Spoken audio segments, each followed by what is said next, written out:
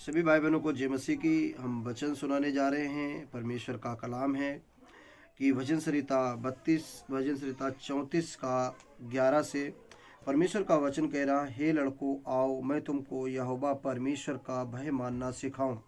कि परमेश्वर कह रहा है कि तुम मेरा भय मानना मैं तुम्हें सिखाऊंगा।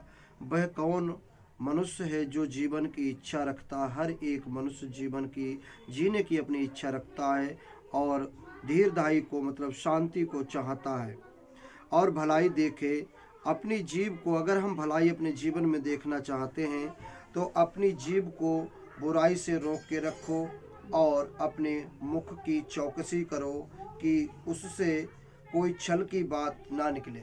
अगर वास्तव में हम सुख शांति को चाहते हैं और अपने जीवन में हम भलाई देखना चाहते हैं तो अपनी जीव को हम बुराई से रोक के रखें। बुराई को छोड़ और भलाई करना सीखो। कि परमेश्वर कहता है कि अगर बुराई को छोड़ जितना तुम मन बुराई में लगाते हो उससे कहीं ज़्यादा मन तुम भले काम करने में मन लगाओ। मेल को ढूंढ और उसी का पीछा कर। कि मेल अच्छी संगति को ढूंढ और उसी का पीछा कर, क्योंकि संगति से गुण जाता है और संगति से गुण आता है और संगति से हमारे भविष्य बनते हैं और संगति से हमारे भविष्य बिगड़ते हैं। हमें इस बात को चुनना है कि हमने टिकट तो ले ली। अगर हम कहीं सफ़र कर रहे हैं, ट्रेन में जा रहे हैं तो हमने टिकट तो ले ली है, मगर हमें इस बात को देखना होगा कि कितने प्लेटफॉर्म नंबर पे ट्रेन आएगी और कौन सी ट्रेन किस जगह के लिए जाएगी। उसी प्रकार से बताने का काम हमारा है और चुनने का काम आपका है। अगर सही ट्रेन पर बैठेंगे और सही स्टेशन पर उतरेंगे तभी आप अपने मार्ग पर पहुंचेंगे, नहीं तो बिछड़ जाएंगे। यहोवा की आंखें धर्मियों पर लगी रहती। यहोवा परमेश्वर की आंखें जो है वो धर्मियों पर, धर्मी मनुष्यों पर लगी रहती हैं और उसके कान भी उनकी दुहाई की ओर लगे रहते हैं। कि परमेश्वर का इस बात को ध्यान देखता, अपना कान लगाए रहता है कि मेरा बेटा मेरी बेटी हमसे प्रार्थना करे और वो क्या मांगता है और मैं उसे दे दूं।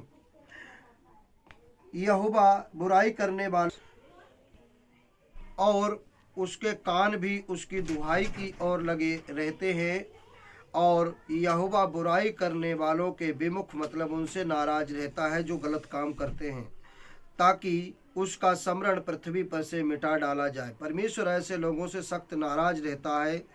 धर्मी दुहाई देते हैं और यहोवा उनकी सुनता है। कि धर्मी लोग जो दुहाई देते हैं यहोवा परमेश्वर उनकी सुनता है और उनको सब विपत्तियों से वो छुड़ा लेता है। कि चाहे उनके जीवन में कोई भी संकट और परेशानी क्यों ना हो, परमेश्वर हर परेशानी से उनको छुड़ाता है। यहोवा टूटे मन वालों के समीप रहता है। टूटे मन वाले दुखी परेशान लोगों के वो पास में रहता है और पिसे हुओं का उद्धार करता है। जो टूटे और पिसे हुए मन के लोग हों परमेश्वर उनका उद्धार करता है। परमेश्वर को हम इस दुनिया में कुछ भी नहीं दे सकते हैं, क्योंकि परमेश्वर ने पृथ्वी हमारे लिए बनाई, स्वर्ग बनाया और हमारे खाने को दे रहा, हमारी रक्षा कर रहा, हमारे सारे अंगों को बनाया, उसकी सांसें मेरे अंदर चल रही। हम कुछ भी नहीं परमेश्वर को दे सकते हैं। सिर्फ एक ही चीज़ है, वो धन्यवाद की भेंट, वही हम दे सकते हैं और उसी से हम अपने पिता परमेश्वर को हम खुश कर सकते हैं। धर्मियों पर बहुत सी विपत्तियां पड़ती तो है, परंतु यहोवा उनको सबसे मुक्त करता है।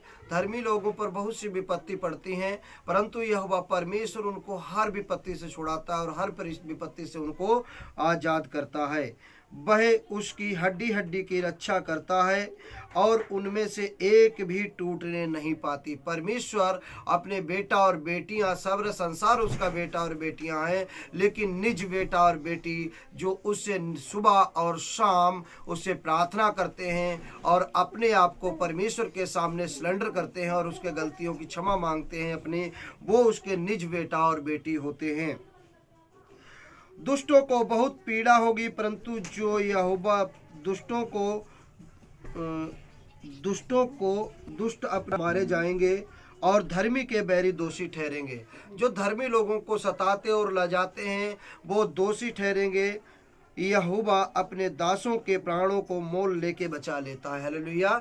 कि यहोवा परमेश्वर जो है अपने भक्तों के, अपने बेटा और बेटियां हैं जो सुबह और शाम निरंतर उससे प्रार्थना करते हैं, उनको हर विपत्ति से अपने प्राणों यहोवा अपने दासों को यह प्राण मोल लेके भी बचा लेता है, और जितने उसके शरणागत हैं उनमें से कोई भी दोषी ना ठहरेगा। अगर वास्तव में अगर हम परमेश्वर से आशीष को अगर हम चाहते हैं और भलाई अपने जीवन में हम देखना चाहते हैं, तो हमें इन कामों को करना पड़ेगा। आइए हम वचन को लेते हैं मत्ती 127 का। नहीं, करो। परमेश्वर के भय मानने की आशीष। अगर वास्तव में अगर हम परमेश्वर से डर और भय मानते हैं परमेश्वर का, तो परमेश्वर हमें आशीषित करता है और फलवंत करता है। प्रत्येक भाई और बहन जो है अपने कामों के लिए निकलता है, ताकि मैं काम करूंगा, ज़्यादा से ज़्यादा कमाऊंगा और मैं आगे बढ़ूंगा। मैं बहुत कुछ अपने जीवन में करना चाहता हूं, लेकिन बहुत से भाई और बहन कुछ भी नहीं कर पाते और वो निराश व उदास रह जाते हैं। उसका मतलब क्या है? क्या ही धन्य है हर एक जो यहोवा का भय मानता है और उसके मार्गों पर चलता है, तो वो अपनी कमाई को नीचे खाने पाएगा। यहोवा परमेश्वर से डरते और भय खाते हुए अगर उसके वचनों पर चलते हुए और वो परिश्रम करता है, परमेश्वर कहता है जिन कामों पर तुम हाथ लगाओगे उन पर हम तुम्हें आशीष दूंगा, और वो आशीष देता है और वो फलवंत होता है।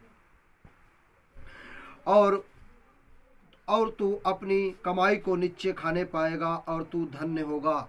कि जो हम पैसा कमाते हैं, वो पैसा हमारा अगर हम परमेश्वर से डर और भय खाते हुए अगर हम कमाते हैं, बेअर्थ धन मेरे घर में नहीं आता है, तो परमेश्वर क्या कहता है? मैं तुमको आशीष दूंगा और अपनी कमाई अपने आप नीचे तुम खाने पाओगे। वो पैसा हमारा दवाई गोली कोर्ट कचहरियों में नहीं जा सकता है। अगर हम वास्तव में परमेश्वर का डर और भय खाते हुए अपने परिवार का पालन पोषण करते हुए और हम परमेश्वर की आराधना और स्तुति करते हुए हम काम करते हैं।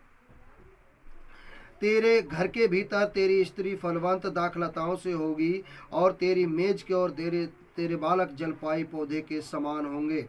कि बहुत से भाई और बहन कहते हैं कि हमारे बेटा और बेटी हमारे नहीं होते हैं, और होते हैं वो गर्भ में ही नष्ट हो जाते हैं। लेकिन यहाँ पर परमेश्वर का वचन कहता है तेरे घर के भीतर तेरी स्त्री फलवंत दाखलताओं से होगी और तेरी मेज के और तेरे बालक जलपाई पौधे के समान होंगे। मेज के और मतलब हम जिस खाट पर बैठते हैं उसके चारों तरफ तेरे बेटा और बेटियां होंगे, फलवंत होंगे, जलकुंदी के समान होंगे। कितनी हरी भरी होती है। अगर जलकुंदी सूख भी जाए और जरा सा उसे पानी मिल जाए तो मिलते ही वो हरिया चलती है। परमेश्वर का वचन कहता है अगर कोई विपत्ति भी आ जाएगी तो भी तुम नष्ट नहीं होगे और हरिया चलोगे। सुन, जो पुरुष यहोवा का भय मानता है वे ऐसी आशीष पाएगा। यहोवा तुझे सिय्योन से आशीष देवे और तू जीवन भर यरूशलेम के कुशल को देखता रहेगा, वरन तू अपने नाती और पोतों को भी देखने पाएगा, इसलिए कि तुम्हें शांति मिले। परमेश्वर कहता है तू अपने नाती और पोतों को भी देखने पाएगा। बहुत से भाई और बहन नाते पोतों की तो बात छोड़ो कि अपने बेटा और बेटियों को भी नहीं देख पाते हैं। बहुत से तो अपने लड़का बहुओं को भी नहीं देख पाते हैं। लेकिन बहुत धन्य है वो लोग जो अपने नाती और पोते और परपोतों को देखते हैं। परमेश्वर इन वचनों के द्वारा आप सभी लोगों को आशीष दे। और आइए हम सभी भाई और बहनों के लिए प्रार्थना करें जो इस वीडियो को हमारी देखे। परमेश्वर उनके घर और परिवारों में शांति दे, हर कमी घटी को उनकी अपने स्वर्गीय भंडार से उनकी पूरी करे। उनके जीवन में जो बीमारियां और बंधन, दुष्ट आत्माएं, दुर्बलताएं, परेशानियां और दुख, दर्द और पीड़ा देने वाली तमाम प्रकार की कैंसर, पथरी, ट्यूमर, जलंधर या बवासीर की तमाम प्रकार की जो समस्याएं उनके जीवन में है, वो पिता और पुत्र पवित्र आत्मा यीशु के नाम से उनके जीवन से जाती रहे। आमीन।